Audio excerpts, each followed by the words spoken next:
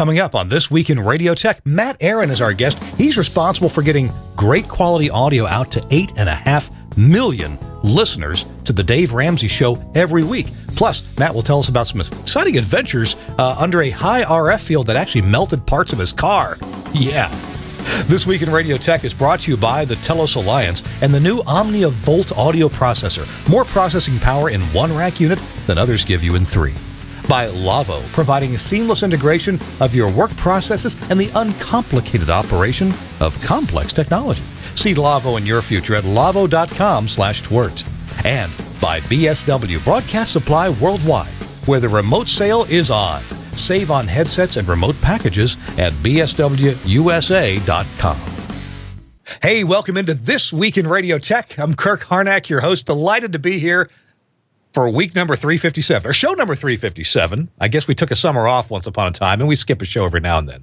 But this is our 357th episode. I wonder, how long will we go on? Will we make it to 500? That'll be another 3 years, won't it? About, yeah. This is the show where we talk about everything from the microphone to the light bulb at the top of the tower. And I keep telling people that I've got a 300 millimeter code beacon in the corner over here. I've shown it a time or two. I guess we could try to. There it is, the code beacon down there in the corner. And I finally got the adapters and bases and stuff to put regular light bulbs in there. So I'm going to put some LED light bulbs. It won't be blindingly bright, but I will have it, and that'll be a good prop, and it'll be a good party favor, good party prop. So, and we'll have it on the show too. I'm excited about that. On this show, we've got a friend of mine named Matt Aaron. He's going to be our guest coming up in just a few minutes. Matt is the chief engineer for the Dave Ramsey Show, heard by 8.5 million people every week, and 550 affiliate radio stations across the U.S. They do audio, they do video, they do the show with several hosts in different languages, and it's just amazing. So somebody's got to keep on top of all that, and that fella is Matt Aaron. We'll bring him on in a minute. Right now, I want to bring in my co-host. It's Chris Tobin from somewhere in the New York City area. Hey, Chris, welcome in.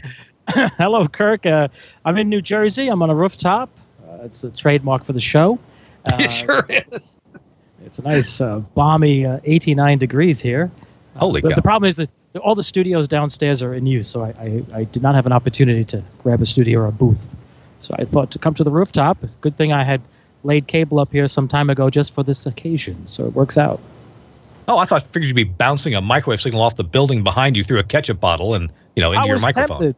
I will grant you I was very tempted, but I was in a meeting up until about 4:30, so I thought not to go that crazy. Maybe next week. We'll see what next week brings me. Now, there's a man lift over your shoulder. Any idea what that guy's doing? Yes, that is a hotel that's being constructed. It's actually they were cutting into the ground, into the parking lot. So they're doing some work on the side of the building, and they're doing some work out by the sidewalk. So they're lifting stones, I guess, masonry material in and out. Pretty good. Yeah. Wow. So thanks for the weather report. Anything really cool and exciting in your world? Anything happened today that's worth note? Well, see, today we did a recording. We're using a Hammond C3 organ with a Leslie speaker. Uh-huh. Yes. And speaking of the microphones and how do you do a recording of such in a radio station if you're not familiar with it 100%? We used 3 microphones on the Leslie speaker, one at the top for the, I believe, let me get this straight, that was the mid-range overall speaker mono, and then we had the mid-range and then the bass. So we took a microphone, one of the microphones, and made it a figure 8 pattern. And on the console, we took the 2 microphones, one on top of each other, if you will, cardioid, figure 8, literally using my hands. My hand is a microphone, the other microphone below, putting them element to element. And then on the console, taking the 2 microphones and putting them out of phase of each other, creating a MS, or what do you call it, mono side technique. Mid-side, yeah. Mid-side. And it was pretty cool. It was create a pseudo stereo effect for the tremolo of the organ when it was being played. So you could actually increase and give a very spacious effect, the L-R, if you will. So it was a lot of fun today. So it was just 3 microphones, and the vocal mic for the singer and performer was a MD421 Sennheiser, and the other mics were Neumann TLM 170R, and I think the other one's a 103 or 160. I forget now. And did nice mid-side setup, and worked out well. Worked out very well. That's awesome. I love that. And really, I've never really had a chance to record stuff like that. That's very cool. Our guest has had a lot of experience recording different things, mostly human voice, but I guess maybe there's the exception too. And he's got a human voice. It's Matt Aaron from here in Nashville, Tennessee. Hey, welcome in, Matt. Good to see you. Well, thank you. I was going to say the Hammond organ that you were speaking about isn't the phase lock loop. There's like a phase lock loop that is in the bottom of that thing that turns. As I close my eyes to try to remember that thing, it's interesting because isn't like each one of those keys as it turns, like the PLL at the bottom is Yes. locked in by the, which is that's all mechanical base. Yes. And the best part of the Hammond, the C3, this one, well, any of them actually, but this one is in order to get it started, there's two switches. One switch starts the spinning of the mechanical blower. I shouldn't say blower, but the sound section. And then you start the next switch, which brings everything up to speed with the PLLs and all the mechanics. And then you have yourself a whizzing sound, and you just start hitting keys and performing. There's something unique about the Hammond sound that you can't go wrong. And like Leslie's speaker is the way to go.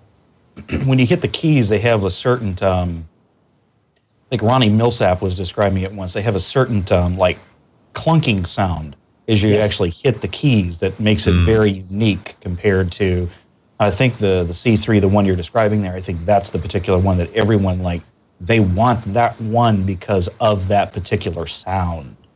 Yes, it takes a certain person to understand the mechanics as well as the acoustics of the organ in order to perform and play with it. We've had several people in the last year use it. I think 3 times we've brought it out, and each time the folks would sit there and they just spent hours, playing, testing, listening, and it was just wow. And the sound is just, and right next to it we have a Steinway B. So we have a Steinway piano and the Hammond next to each other. And today the organist was like, "Oh, let me try the piano." Starts playing the piano. Goes back over. I'm like, "This is too cool! Steinway and a Hammond in the same room." Like, how often do you get to have that? It was great. Wow, that's the kind of stuff we do here. Yeah. Oh, there we are, all together. Well, so Matt is going to be talking about his stories, his job, both in terms of RF, because Matt's done work on some really high power RF stuff that'll actually make your car stop working when you drive through the antenna pattern.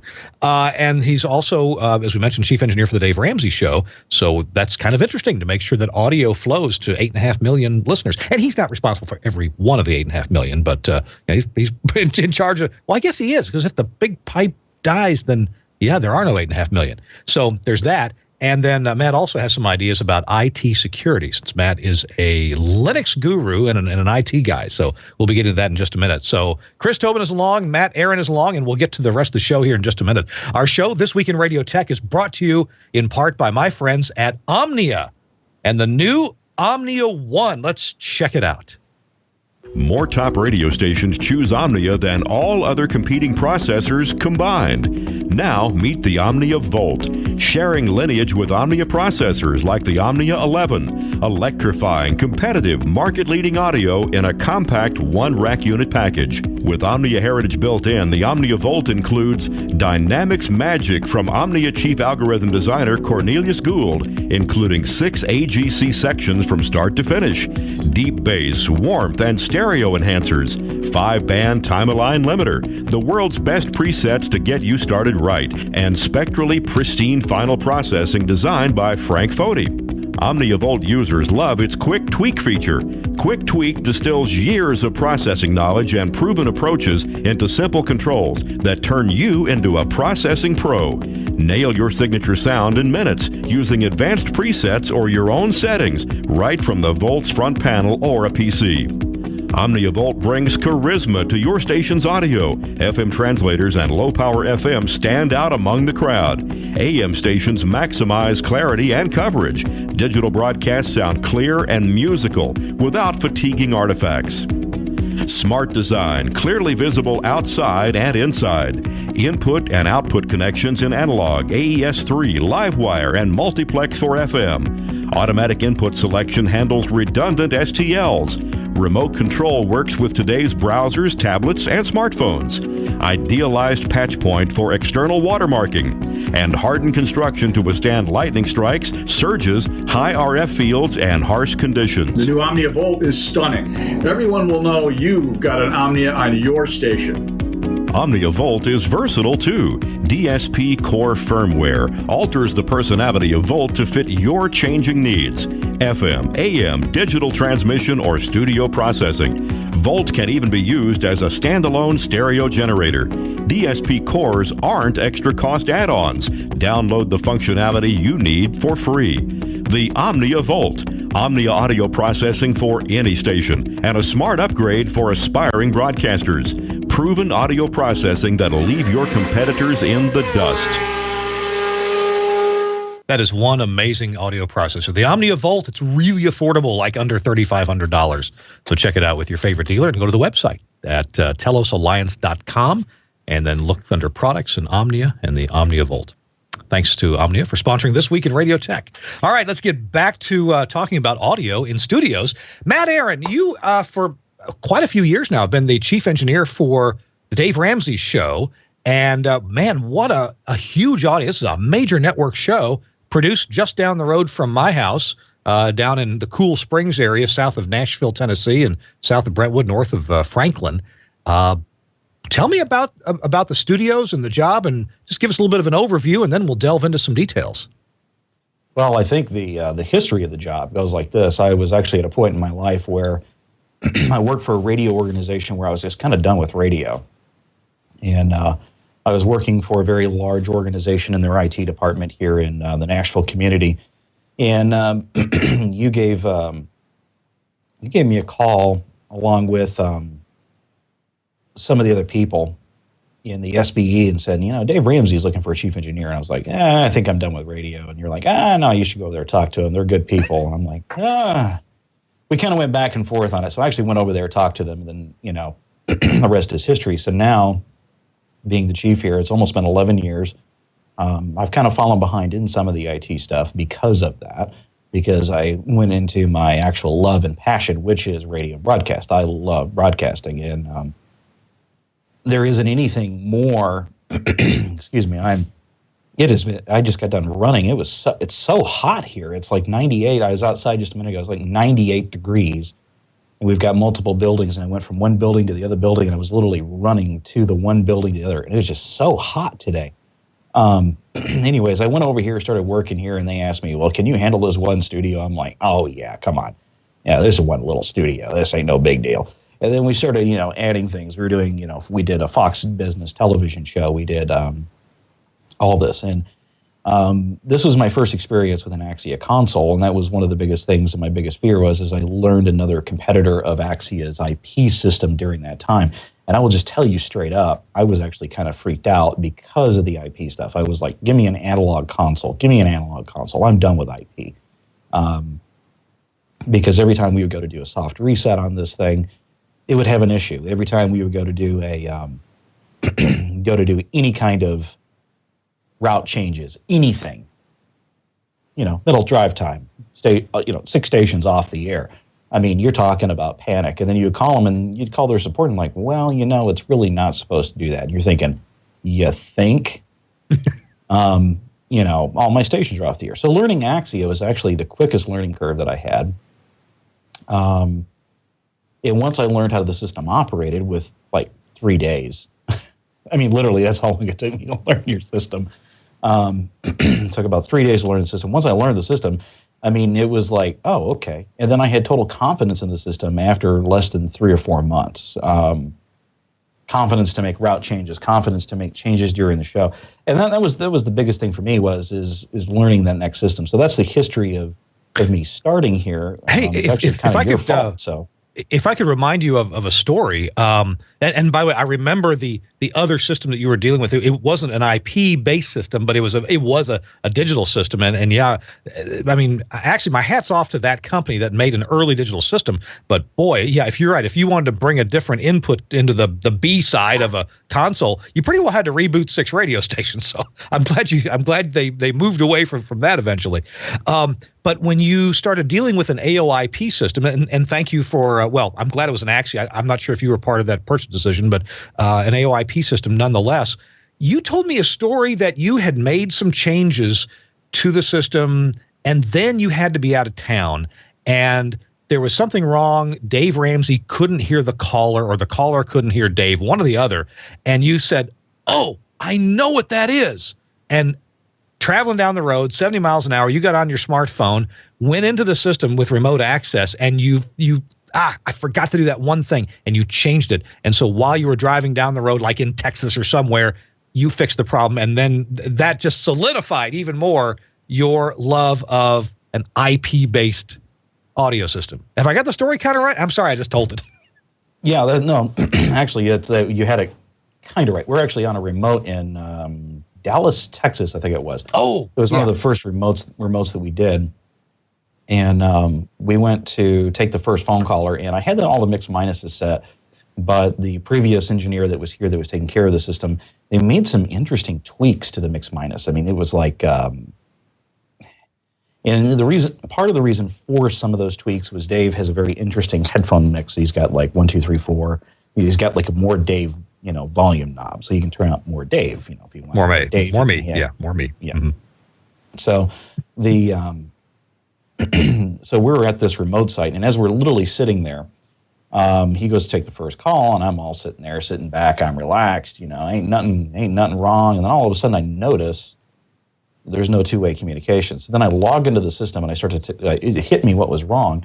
And sitting from there in Dallas, Texas, I was able to resolve the problem by the second phone call. Like he dropped the call, and I think Dave just thought the caller just couldn't hear him. There was something wrong on the caller's end, and afterwards, I told him, I said, yeah, we had a little problem on the remote mix, that's resolved now. This is not a problem, and it's very, very simplistic.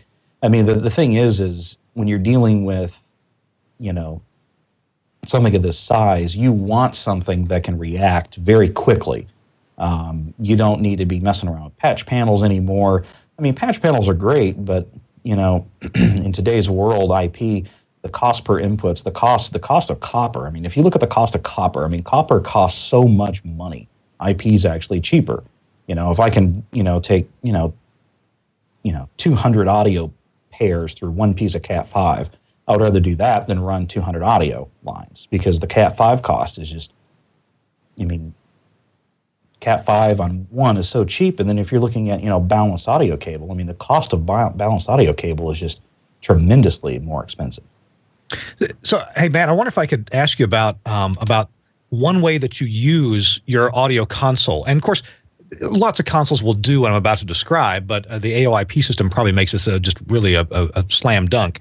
As I recall, you use all the program buses on your console to record slightly different versions of the show, with and without bumpers, with and without commercials, so you can use them in different scenarios. Would you kind of take us through that? What, at the network level, what is important for sending live audio and capturing different versions of the show for later use? Oh, gosh. We go from literally having so it's interesting. So program one is all the mix minusing for us. Everything mix minus wise comes across program one. I notice on some of the defaults on the Axia consoles, like program 4 will be the mix minus, or on some consoles program 4 and then program 1, program 2. Everybody has a different way of doing it. I choose program 1 because that's the stereo mix that goes across somebody's headphones, it makes sense to me. If you're gonna, you want something that's going to run that way, unless if you're like running something in a production mode. Program 2 is everything that goes to air, our delay units, or online streaming, things of that nature. Program 3 is Dave and the caller dry. So we get Dave and the caller dry, and when the Dave and the caller is completely dry, it's a scenario where, we want to be able to have those edit points. So if we have somebody who calls in that's, got a really touching story, and that touching story touches somebody else's life, we want to be able to reuse that. But if it has bump music, or it has, a spot or a commercial in it, or if we're going to spot a commercial, bump music is the only thing that's going to be in there. But we want just Dave and the caller. We want it as dry as possible. Then we have a mix that has no bump music, that has Dave Caller, some of the effects, some non the effects. So, some of the stuff we're playing online has different music licensing than what we do for Air, because Air has different music licensing for the radio than it does for the online streaming. There's a lot of things and a lot of mixes that are going in many, many, many different directions. So with those many directions and many mixes that we have, we use, going back to that same thing, if you weren't using an IP-based system, you would be spending days in front of 66 blocks, pounding 66 blocks, beating your head against the wall to make everything mix correctly. Gotcha. Hey, a show like the Dave Ramsey Show is extraordinarily caller driven. Maybe not driven, but you've got a lot of caller audio on the air. And so over the years, you've had a couple or three different phone systems there. I didn't take careful notice. What are you guys using for phones on the Dave Ramsey Show nowadays? Right now, we're still using a 2x12. We are implementing into our podcast studio the VX system right now. We've got, we're actually moving towards VX right now. And again, one of the reasons why we chose VX is because, number one, SIP calling is the future for radio broadcast. SIP is actually, if you look at the industry of phones in general, when I worked in the IT world for the time that I did, one of the things we did do was telephones, and telephones are great. I love phones. Phones are wonderful. One of the most interesting thing is I'm seeing the phone industry fight SIP. You're looking at, what is it, Avaya, I think just filed Chapter 11. I think that's right. I have to go back and look. But Avaya filed Chapter 11. When you can go online and you can buy a SIP phone for, let's say, $60 or $80, okay? And this is a really nice SIP phone. Or you can go online and buy a really, really, really nice SIP phone that does video conferencing, that does video calling, that does all that for $280. Versus a network brand, as I use my quotation fingers, phone for $800. And that's the cheaper phone, and like $1,000 for like your really expensive phone. For some of these vendors, you sit back and you wonder, okay, well, why wouldn't we want to go SIP? Well, a lot of people laugh at, some of the SIP-based systems. But I'm telling you, though, looking at Avaya, looking at some of these other corporations that are making phone systems, they're actually struggling now. They're struggling to keep their business. They're struggling because SIP is so economically affordable now. The phones are so economically affordable. Cisco is making a great system, but I'm seeing less and less Cisco phones out there on a desk when I walk into businesses and offices. So when I look at the VX system, I'm seeing it run on those standard protocols. I'm seeing it run on those standard things. And again, that's nothing against those companies. They make a great product, but I really do think that SIP is the future of phone calling. And unfortunately, in broadcast, everything's slow to move in that technology. And I think we're finally catching up there.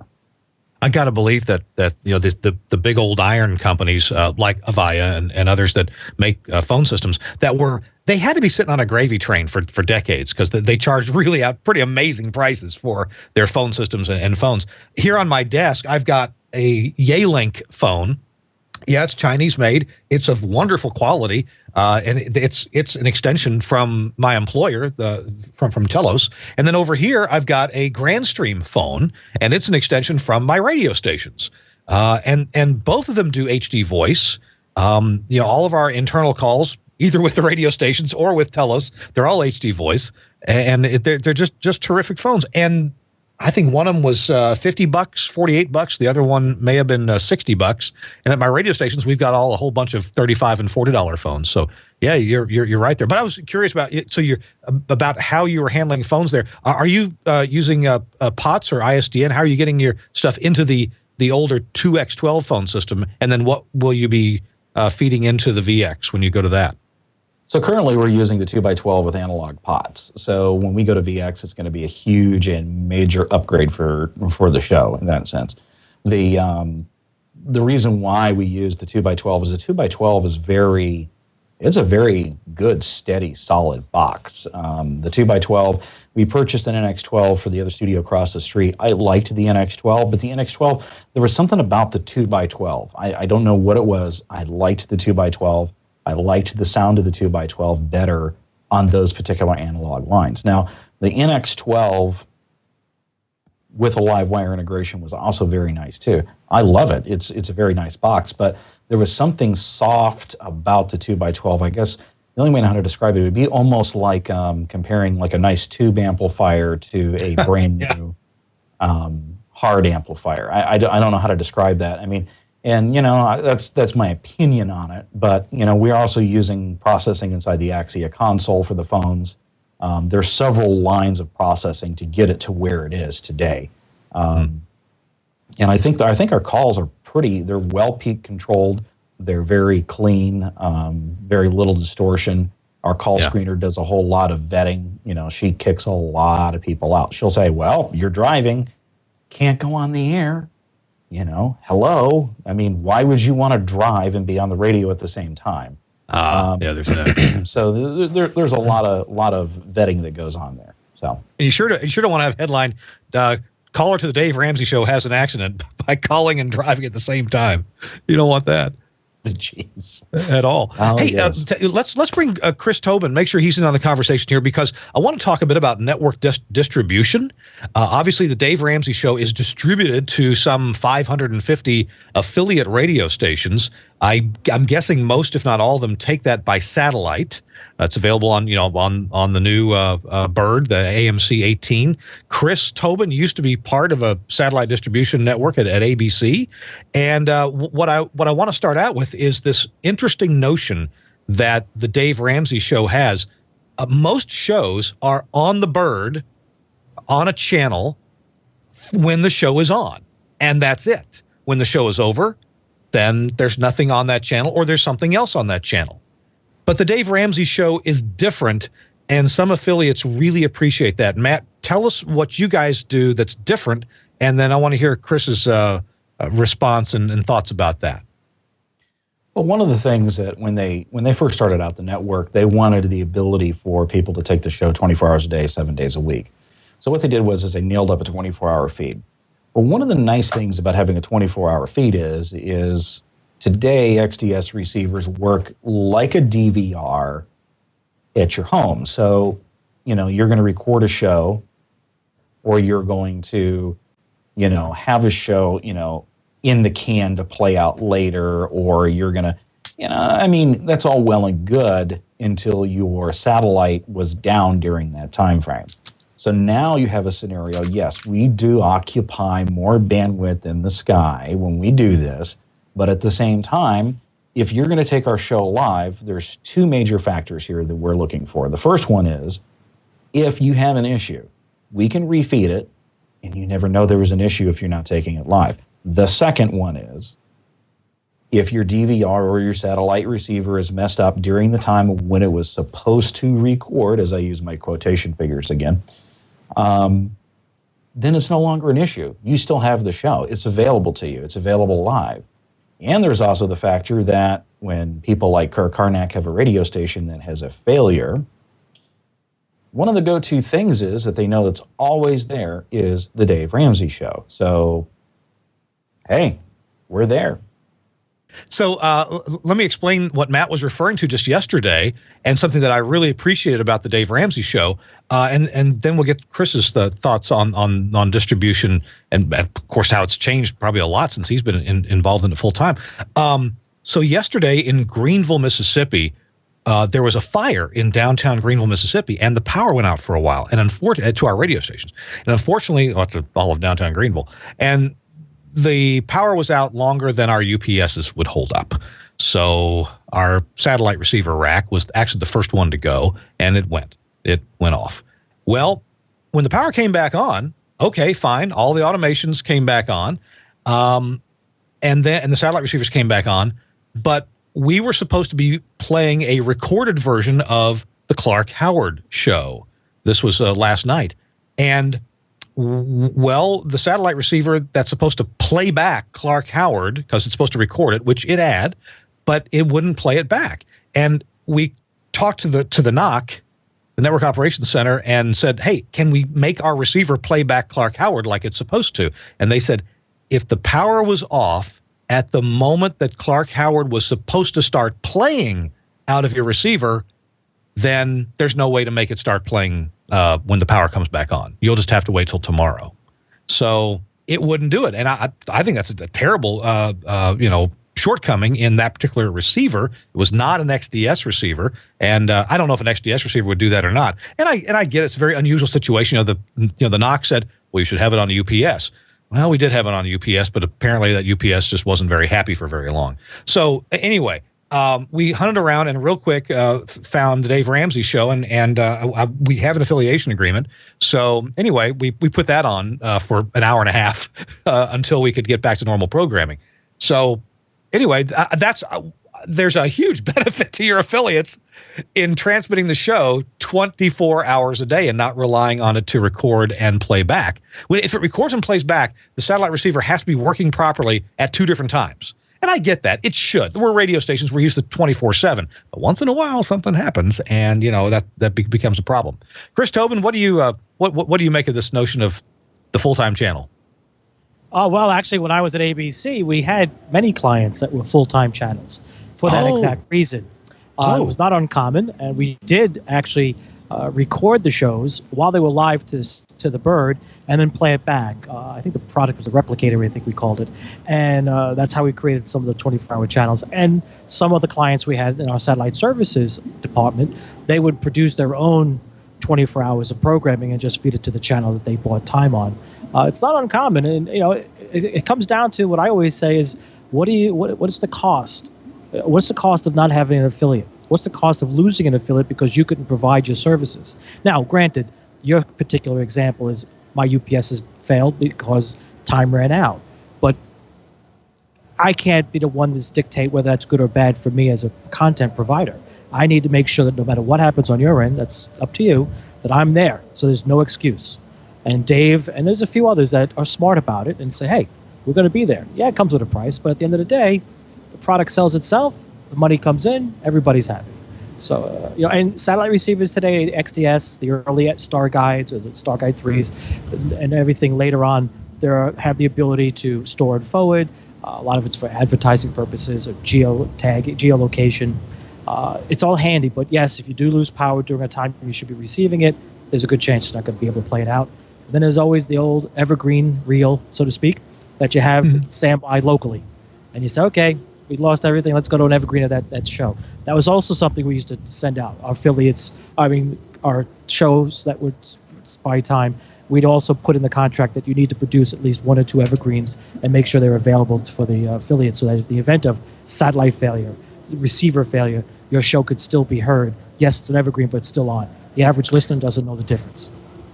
You just brought up something that's a really good idea. We have a Rivendell automation system. We should just record a show, maybe record each show that we carry.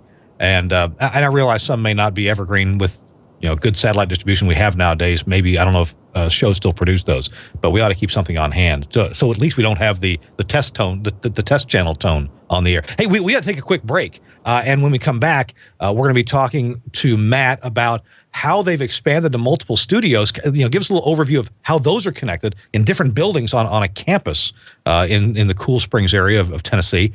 And then Matt's going to talk to us about high power RF too. So that's all coming up. This Week in Radio Tech, episode 357, is brought to you in part by our friends at Lawo, LAWO.com. And when you go to the website, please use our special little addition to the URL. It's lawo.com/TWiRT. So LAWO.com/TWiRT. And when you do that, it's going to take you right to the page you're interested in. Lawo's a big company. They make, I'm not sure what they started making, but they're famous for making these huge audio consoles. Well, radio stations don't really use $250,000 consoles. So Lawo has a line of consoles that are meant for radio stations. You'll find these, for example, at NPR here in the United States and at lots of other stations around the country, but NPR is fully outfitted with Lawo consoles. They have radio consoles designed to support you in the creation, preparation, and broadcast of your radio programming. Quick, efficient, and intuitive work guaranteed. They also have what they call virtual radio consoles. Yeah, this is like the crystal clear console. So they have a console that it's got a rack mount unit that all the I/O is there and the network connection, and then there's an app that runs on a big touch screen, and then you control that app, which means you can easily move your console, right? Because it's anywhere on the network. You can move it to another office if you need to another studio. You can bring up the show that you need to mix in any studio that you want. So this is virtual radio. They also have routing systems that work with audio over IP, Ravenna, and it's also AES-67 compatible. So that is a real benefit if you want to go with an audio over IP system. You've got Ravenna routing systems. Virtual radio. Now, this is a new idea that is beginning to get some inroads. This is called their Relay Virtual Radio, where you have the functionality of a number of different products all running in the same PC, in the same hardware platform. So you get codecs, a phone system, and audio mixing, mic processing, all that all running within the same hardware platform. Then there's the Ruby console. It's a new way of thinking about radio workflow where physical and on-screen multi-touch controls combine together to give your on-air talent a new way to create. And just all these great ideas that Lavo has, really working toward the future of an all IP future. So you want to check out their website. There's also videos on their website showing you around, giving you a tour of the different products. Go see that. Go to Lavo, LAWO.com/TWiRT. And we'll get a little credit for you showing up via that site, and it'll take you right to the page that you need. You don't have to hunt around anywhere else. Lavo and Radio On Air. They make some amazing products, and they are really on the cutting edge of technology here with some of their new systems. Thanks to Lavo at lavo.com/TWiRT for sponsoring This Week in Radio Tech. All righty. Matt Aaron is our guest. He's the chief engineer for the Dave Ramsey Show. Chris Tobin is along on a rooftop in New Jersey. Chris, is the weather holding out there? Does it look like it might rain on you? Oh, well, it looks cloudy. I think there was a message across the Skype feed that said he was actually going to go somewhere. That's right. There is. I wasn't looking at thank you for looking at the message, at the private chat box. So I appreciate that. So Matt Aaron, so let's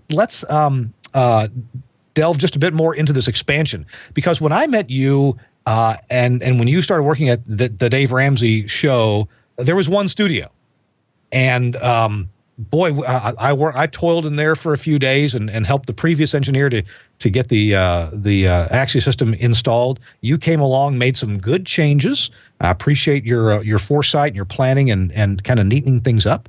But you've expanded since then, and what does that entail, and how have you handled that? Well, we have expanded in the the TV side. They actually have another full-fledged audio console. We actually purchased it from somebody else that you installed a console from, which is Gretchen Wilson, back from when she was attempting to do a radio show. If you remember that one, I do. Yeah. So we purchased that one. We have another small podcast studio that runs. Wait a minute. Did you drive out to Tater Peeler Road and get a console? Oh yeah. I love that. Yes, I did. Oh yeah. Tater Peeler Road. That's where the console was. You got to say it like this. You got to say it like we do here in Tennessee. Tater Peeler Road, I tell you. Gretchen, I think she's moved from there now. So, but Gretchen, where do you live? I live out on Tater Peeler Road. Yes. So we actually went out there. We purchased that console when we did the TV show installation.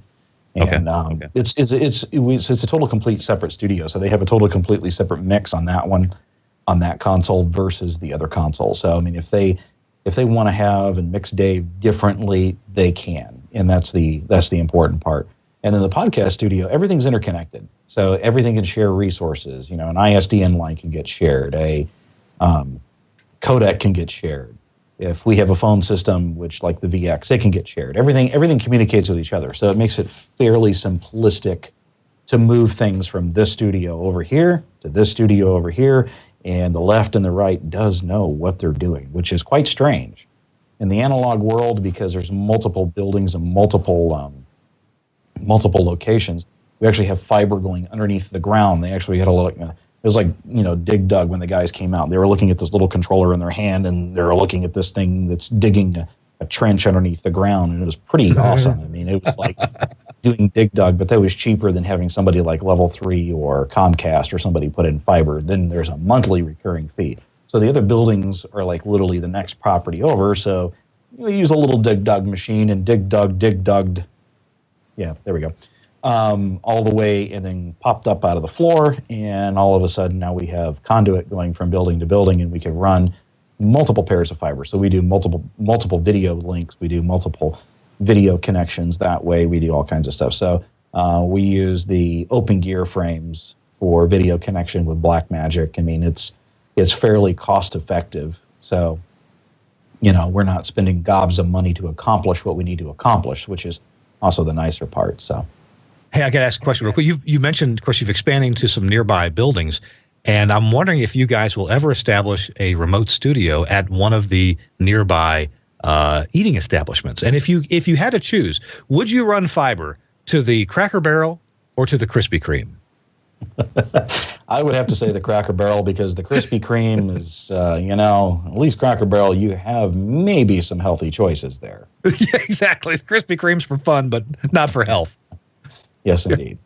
So, hey, Chris Tobin's back, and Chris, we were just wondering about the weather there. It looked cloudy. Are you going to get wet out there today? Well, they are calling for pop-up showers, so yes, the skies are starting to turn gray. Okay, but I think I'll be okay.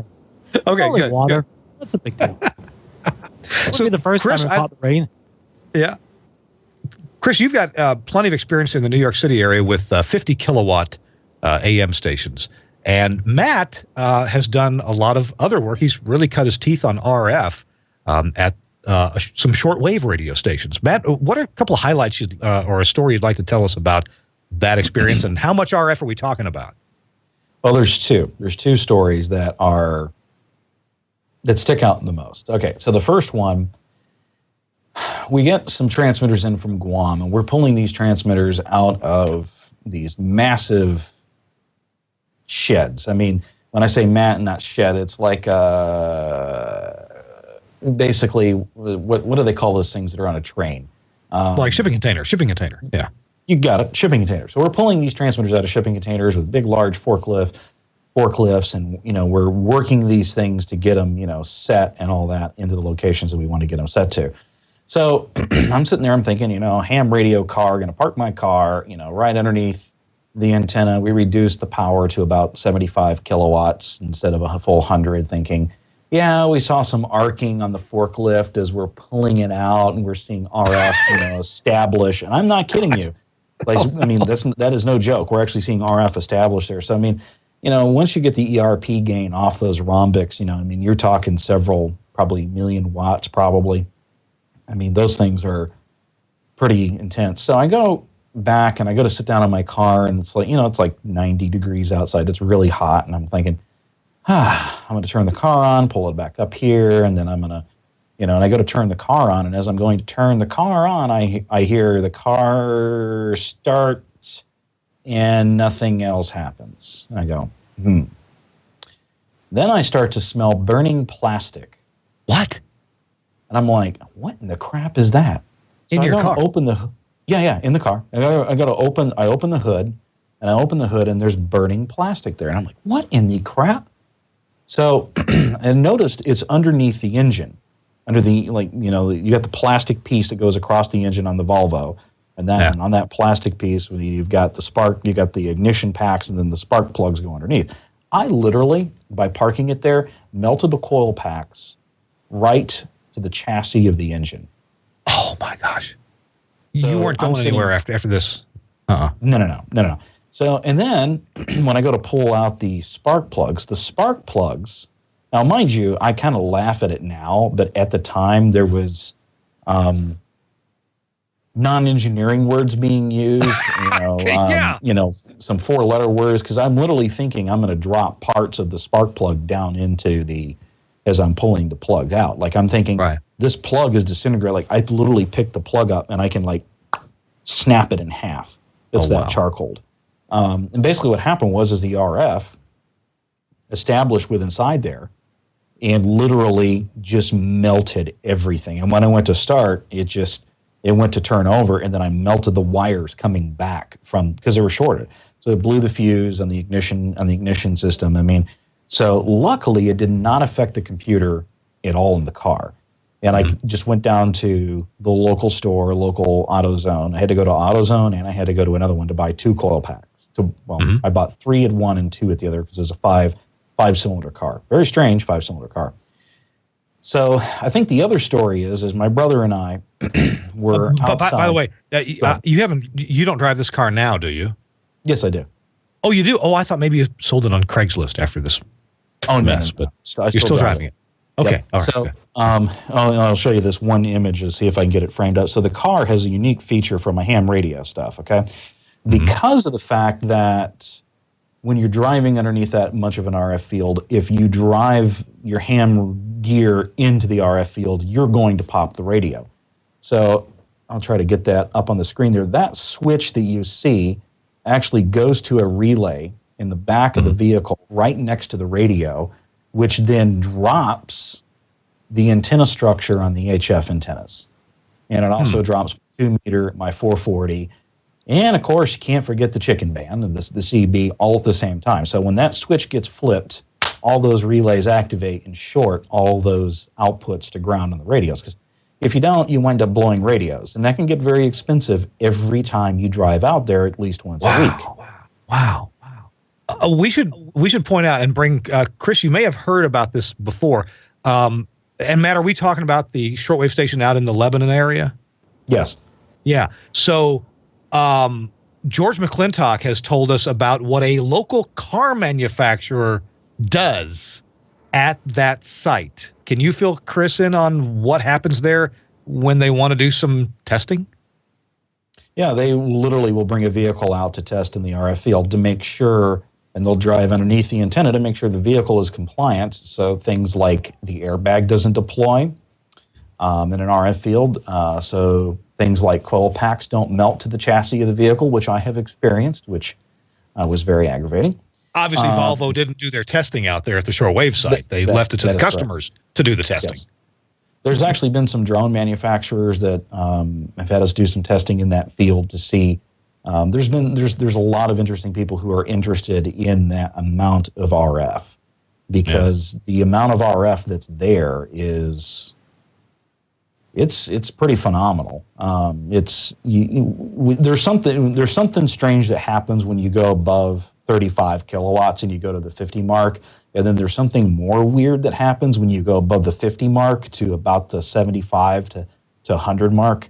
It just doesn't act the same as it did if you're just running like a 20 kilowatt FM transmitter. It's not the same kind of thing. And when you have a problem, it's loud, it's big, and usually bright. And scary. Yes. So, Chris Tobin, when you would pull your car up to 50 kilowatt AM sites, experience anything like this? And by the way, I drove my 4Runner because we had an SBE meeting at this transmitter site. I drove my 4Runner under the rhombic, and they said, call beforehand, we'll lower the power so you can drive in. I said, I got a 4Runner. It'll be fine. And it was fine until I got to the middle of the rhombic, and then the HVAC system just went berserk, and the fan, it blew more air. It was a hurricane in my car. While the fan was just killing itself. Chris? Well, I will tell you that, let's see, one site that I would go to on a regular basis, it was an FM site. It was a 50 kilowatt FM, only about 150 feet above the ground. It's up on a hill. It was up on a little small mountain. And I remember chief engineer told me beforehand, he goes, listen, when you go up to the site, here's what you need to do to your vehicle. 1, put it in valet mode for your alarm system. 2, turn off the electronics. 3, if it, depending on the car, take off the antenna on the fender, and then you should be okay. And whatever you do, don't drive through the gate. Just go to the gate, get out, open, and walk up to the building. The RF coming down off the tower, it was 250 kilowatts up there, was enough to disable your alarm system to the point where the car won't start, door won't open, you can't get into your vehicle, or leave the site if you came within the perimeter. So that was one site. There was another site at AM, 50 kilowatt AM. I always made sure I parked in the back of the array, which was good. It was only about 10 kilowatts there. However, if you forgot and drove on the road through the tower farm and you went through the front of the array, the equivalent or effective radiated power with the 4-tower array and the 50 kilowatts came out to about the efficiencies of 210,000 watts. Needless to say, yeah, it's sort of like an EMP just hitting your vehicle. You'll come to a stop on unintentional, and you'll have to figure out how to push the car out of the way. And as Aaron points out, at that level of RF, it does act different, because if you drove about or pushed the car about 100 feet, you're able to start it and get out. If you push it another 100 feet, it wouldn't start. So it's sort of like the wavelength, the quarter waves of the signal. So RF at high levels can be interesting. On top of the Empire State Building, I remember on many occasions doing overnight work on the master antenna system and talking with the tower riggers, and they'd be like, we're having a problem with this, and this, and we find out, yeah, that's because the backup master that we're on, the FMs are on, it's 15 FM stations, it's about 170,000 watts of RF. It was affecting some of the equipment. They were only about 60 feet away. There was some upward radiation. It was just, and then another AM site, they were doing work in the main lobe, approximately 4 miles away, and the cranes, the 2 cranes that were erecting the new building, were having trouble. The operators couldn't hold on to the equipment, the controls of the crane operators, and they were drawing arcs off the hooks as they were hoisting up iron girders and steel work, and they panicked, didn't know what to do. And one of the guys looked at the horizon, goes, well, there's this big towers out there. Maybe they have something to do with it. Of course, it's my site, 4 miles away. Of course, we're the only site with daytime strobe lights, so of course we stood out like a sore thumb. Yeah. Wow. We're only one of many AMs out in this particular part of the area, but we had the strobes. So they came calling, and I got the phone call. I was like, really? So what size wrench was it? Because we found that 14-inch wrenches definitely cause a problem, but if you're running a 9, you'll be okay. I was like, well, we can't use 9. We need a 14 or a 15. I was like, really? All right, then I guess I'll have to come out. Has anybody felt anything strange? Is the hair standing up on edge or tingle in the ears? And they're like, what? I said, I'm only kidding. We're on our way out. Here I am. I show up with these battery cables, battery jumper cables. The guy's looking at me like, what's that for? I said, ever watch Frankenstein? Come on. Nice ground rod, stuck it in the dirt to the back of the crane. I attach it to the crane. Sure enough, there was some RF coming off that sucker. That was a 150-foot crane. It worked. It reduced it. I won't say it eliminated, but it reduced it enough that it could actually work. And that was a fun time for that project. They did get it done within a short order. I will say they didn't labor the point. It was fascinating watching the look on their faces. They're moving tools and drawing a small arc and feeling tingling in their hands. I'm like, yeah, just wear gloves, insulate yourself. You should be fine. And it worked. But yeah, Aaron's right. The RF at certain levels starts to behave way beyond what the textbook says, and usually unpredictable. So even though it may have done something today in one fashion, tomorrow, all new ball game. Starts fresh. Matt, something I recall from our visit to that transmitter site that you've spent a lot of time at, taking care of at least 3 big shortwave transmitters. Something I recall was that the insulators and the spreaders that hold the rhombic antenna,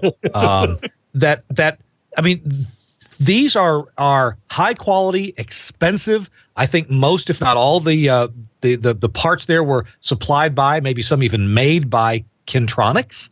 Well known. These guys know what they're doing, and yet some of this stuff still breaks down with all that RF there. What can you tell us about just keeping parts going in that kind of environment?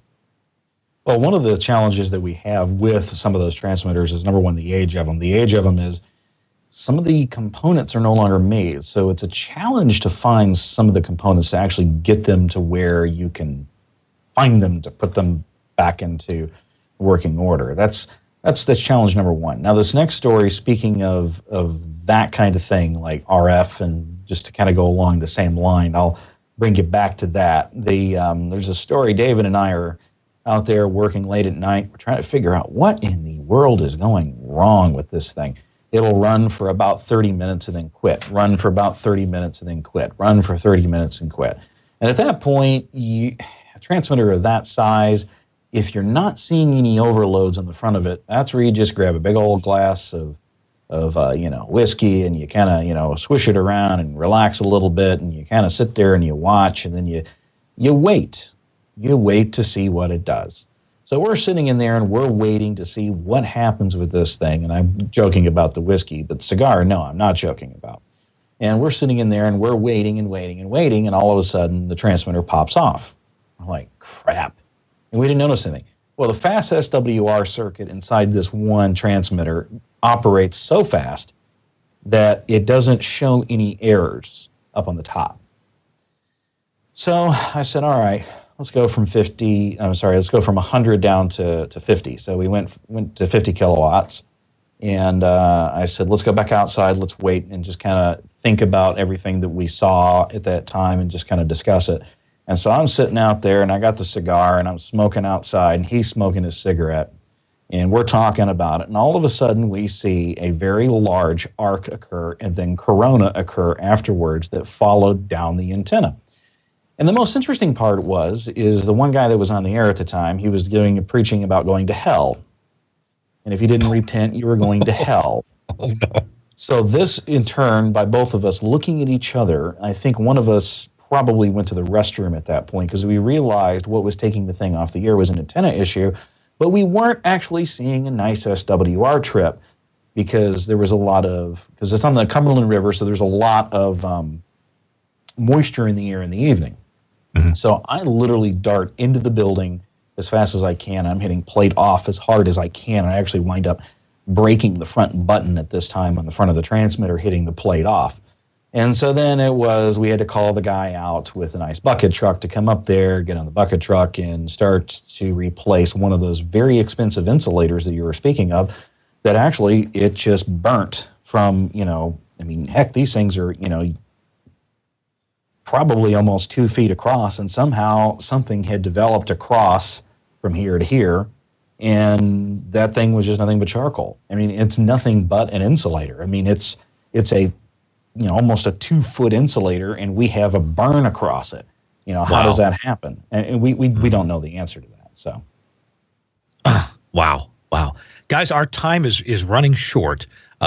Matt, we wanted to get to some IT security things, and what we're going to have time for is just a tip or two from you on IT security. What do you see out there at radio stations, and how are stations vulnerable, and what can chief engineers do about them? So maybe you can come up with a tip about that. Chris never disappoints. He's always got a great tip for us. So that's coming up. Our show, This Week in Radio Tech, episode 357, is brought to you in part by our friends at Broadcast Supply Worldwide. Their website, bswusa.com. And right now, just before school starts and the fall football season starts back up again, it's the remote sale.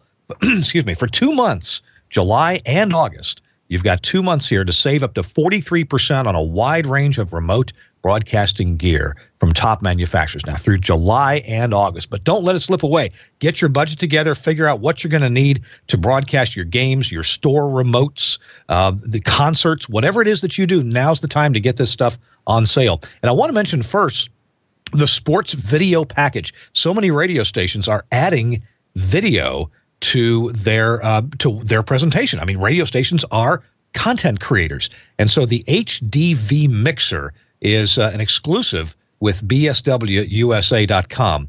It's ideal for sports remotes. The HDV Mixer Sports Video Production Package, it seamlessly integrates video from 2 cameras, lower thirds, graphics, social media interactions, and more. And it runs on the included laptop computer to give you elbow room in tight press boxes. You need to check this thing out. You can add this to your web stream. Are you broadcasting high school or college football this season? Maybe you then do basketball a little bit later on in the year. Be ready for that with a basic sports video package. Of course, you can add to it. You can add more cameras and expand the system later on, but get started. There's an example video on this website, and we'll put this this website on the link on the show notes, but you can just go to bswusa.com and look for the remote sale that's going on. Now, there's more specials too, of course. Headsets from Audio Technica. I love those. There's also headsets from Sennheiser. They're HMD 27. These are great for loud environments. Active Guard technology in the Sennheiser, and these come with pre-installed with XLR and quarter-inch connectors already, so you don't have to do any soldering. It's already done for you. There's also this the availability of this new Comrex Access NX. Now, you can pre-order that in July, and they're going to bundle it in with an Audio Technica BPHS1 headset for an extra low price. So check that out. You can pre-order that now and have it ready in time for your sports seasons. Plus, there's portable PA packages. Hey, so often we're out there at store remotes and broadcasting live, and we need to talk to the crowd, to the public, or just play the radio station over those speakers. Well, they have portable PA packages up to 43% off on these various different, the Passport Conference, the Passport Event, and the Passport Venue system. Three, small, medium, large. And you can pick the one that's right for you. And one more special. JK Audio makes this amazing little 4-channel field mixer, and they have a B-Stock special. They've got a number of these in B-Stock ready to ship out the door at $1,099. And this thing does a lot. It's got headphone amplifiers. It's a triple-duty advanced communications interface, and it's factory sealed, so it comes with a full manufacturer's warranty. The B-Stock JK Audio Remote Mix 4. There's a lot more items on sale too, including perfect remote packages with Comrex Accesses or Tie-Line or JK Audio Remote Mix, along with headsets, just all the stuff you need, including cases to carry it all to the remote site conveniently. Check it out, bswusa.com, and click on Remote Sale or follow the link that is on our show notes, and you'll see it there. Thanks, BSW, Broadcast Supply Worldwide, for sponsoring This Week in Radio Tech. Oh, remember, you can order as late as 7 p.m. Eastern Time. If it's in their warehouse in Ohio, it'll get on a plane just down the road from the warehouse, and you can have it the next day, and that is an amazing advantage. All righty, we're here with Chris Tobin and Matt Aaron. Chris, you got a tip of the week for us you can pass along? Actually, I do. 3 tips. It's IT related, something that I practice quite often. And let's see, the first thing, it's for security reasons. So first thing you want to do is port scan your internet-facing IP addresses. It's always a handy thing to scan the ports and see what's open and get an idea of what's going on. Nmap is one of the products I've used, but there are many others you could use. And you want to make sure you do this test from outside your network. So don't do it inside the building. Go outside somewhere else and do a port scan coming towards your building and find out what rogue setups may be taking place in your facility. Also, hey, I will. I'll put it in the show notes. In the show notes, I'll put the link to the test from Gibson Research Corporation, GRC. They have a remote port scanner that is really cool. It'll tell you if the port is open, if it answers, or if it's stealth, then doesn't do a thing. So, thanks for that's a great idea. Nmap can do it remotely, but so can GRC. Okay. Yep. And then the other thing is firewall, block or restrict access services. Something that people don't do enough of, and that is make when you make changes to your firewall, document it. Make sure you documented the reasons, the person who did it, and then try and implement a plan where you can monthly check any changes or control conditions on your firewall. Because that's the one place people overlook. They just assume it's working, and then all of a sudden you go and investigate the logs and go, oh, port 3389 is open for remote desktop, but wait a minute, that IP address is not. Oh, that's our audio server for Audio Vault. Oh, can't be doing that. So these are things you want to keep an eye out for. And then that's pretty much it. Just common sense stuff. I'm sure Aaron, that's the same. Knows the same thing. Matt, what you got from the world of IT for security for us? Well, I would say for broadcast, especially for the smaller broadcast, the first thing you got to do is make sure start at your transmitter site. Then the reason why I suggest that is because today there's a lot of these transmitter sites that have older technology that's in place at the transmitter site, and the technology at the transmitter site is great technology, but it is 6 versions behind the current release. And the technology, even if it is secured, it has to be behind a firewall. Okay. And the thing is being from some of the background that I have, and I see some of the stuff, like I did a research study for a particular group here in the United States.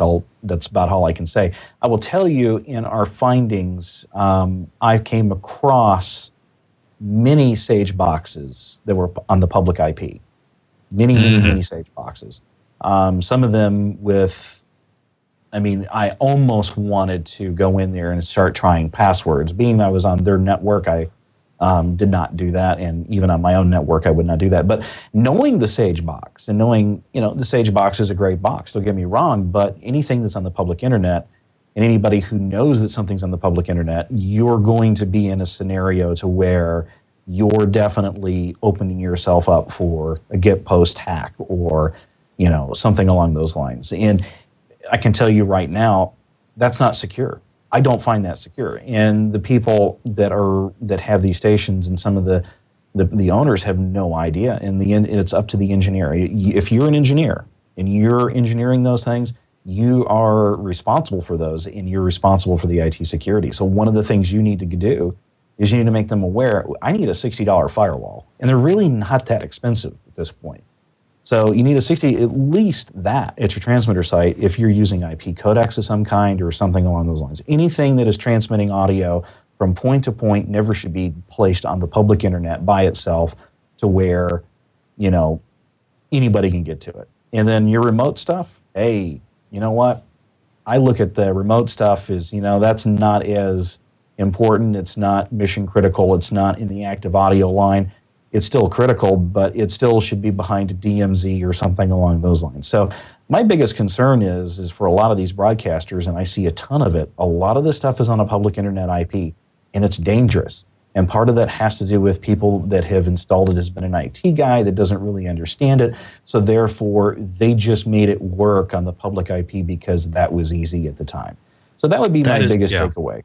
Yeah, that would be my biggest takeaway. That's a big danger. And hey, years ago, I would do that too. I couldn't get port forwarding to work right. I didn't know what I was doing, so I'd put it in the DMZ, and it would work, and then I'd kind of forget about it. And so there's this thing, whatever it was I was testing, or a computer, and it's just available out there. And so, yeah, I was going to add to Chris and Matt, your great suggestions. I was going to add to update the firmware in your routers. And if your router no longer gets firmware updates from its manufacturer, get a different router, because there are so many mistakes in router firmware implementations from the manufacturers that some of them are really dangerous.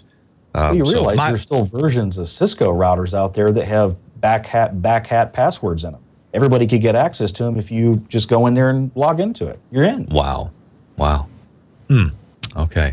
Hey, guys, we are out of time, and I appreciate so much the expertise from both of you guys. Matt, thanks for joining us. It's been too long since, for getting you on the air, and we'll definitely do it again sometime. We should do maybe another live broadcast from one of the places that you take care of, and or maybe from that place north or outside of Las Vegas that you go to in April. Okay, you've broadcast live from there. Oh, yeah, we broadcasted live from Area 50. Yes, we have. Okay. All right. Or close to it. Anyway. Hey, thanks to our sponsors. First of all, Omnia and the new Omnia One. Also, Lavo at lavo.com/TWiRT. And bswusa.com. Really appreciate these sponsors. Please patronize them and take care of them, so they'll take care of you and they'll take care of us. It all works together. So I appreciate your patronage on those. We've got more great shows coming up, including, I think, in the next few weeks, we're going to broadcast the show live. I'll be live at a 50 kilowatt transmitter site that is a classic. And we're going to look at transmitters and towers and metal shop and all that kind of stuff. So that's really cool. Chris Tobin, thanks for being with us. I appreciate you, buddy. Oh, you're welcome. Anytime. All right. Well, maybe next Thursday. If you're buying Lavo. Next Thursday, if you're buying Lavo, be sure to call Bill Bennett here in the States. Yes, he has been a guest on the show, Bill Bennett. If you search This Week in Radio Tech and Bill Bennett, you'll see Bill and find out more about him. Matt Aaron, thank you for joining us. I really appreciate your time, buddy. Thank you so much. You have a wonderful afternoon. All right, and thanks, of course, also to Suncast, the problem solver and get it doneer. Appreciate you, Suncast. We'll have the intro done for you in a little bit. And Andrew Zarian, the founder of the GFQ Network, home of lots of other fine podcasts. We'll see you next week on This Week in Radio Tech. Bye-bye.